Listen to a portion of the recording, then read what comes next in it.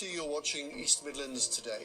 Tonight, experts investigating last weekend's Leicester City crash recover the helicopter's black box flight recorder. With the wreckage removed, the players are preparing for their first game since the death of the club's owner. I think it's up to the players to go out and do the best for the chairman of the club, and hopefully we get the right result. Also tonight, Bombardier in Derby fails to stop a lucrative London Underground contract going to its German rival. Plus, the Co-op unveils new security measures prompted by a spate of raids on its shops. And the intriguing tale of a World War I hero's twin passions for flying and the violin.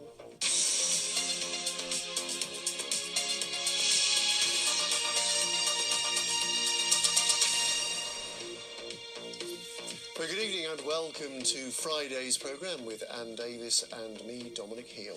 Good evening. First tonight, air crash investigators have confirmed they've been able to extract data from the black box of the helicopter that crashed outside Leicester City Stadium, killing the club's owner and 4 others. Well, the last of the wreckage has now been removed for detailed analysis. Our reporter Amy Payne is at the King Power Stadium for us tonight. Good evening, Amy. Oh yes, extraordinary emotional scenes once again tonight at Leicester's King Power Stadium. It is now, of course, 6 days since the crash that claimed 5 lives last Saturday night. But still, people keep coming here to lay flowers, to lay football shirts, bits of kit, just to pay their respects to a man that hasn't only won the affection of this club, but of this city. A sea of tributes at the King Power Stadium, and they keep coming as the city pays its respects to the man who turned a dream into reality.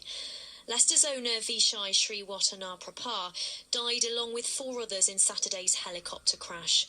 From flags to flowers, the ground outside the North Stand is covered. Leicestershire's Police and Crime Commissioner, like many, struggled to find space for his wreath.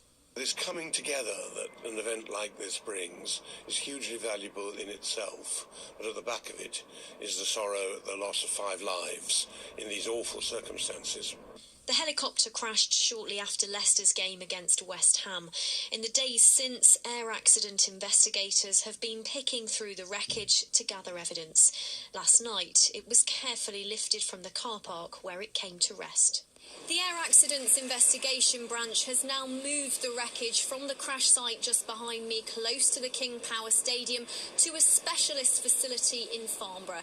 There it will be examined in more detail. Inspectors will also analyse recordings recovered from the helicopter's black box as they try to establish why it plunged to the ground just moments after takeoff. As investigations continue thousands of miles away, the body of Vishai Sriwattanaprabha arrives in Thailand. A traditional funeral will start tomorrow and last until Friday. As per Buddhist tradition, there'll be a week of rituals to celebrate the 60-year-old's life. The Buddhist funerals are a very happy occasion because after the bathing ceremony, there is what is known as a recitation. Or chanting, which takes place over 7 days. There are also dances, music, and those things. In Leicester, quieter reflection. This special area now stands within the cathedral for people to pause and pay their respects. It's nice that they did this here. It's good to see the pictures of who was in the crash. It's a great idea that they've kept a memorial for the owner, and obviously it's a really tragic event.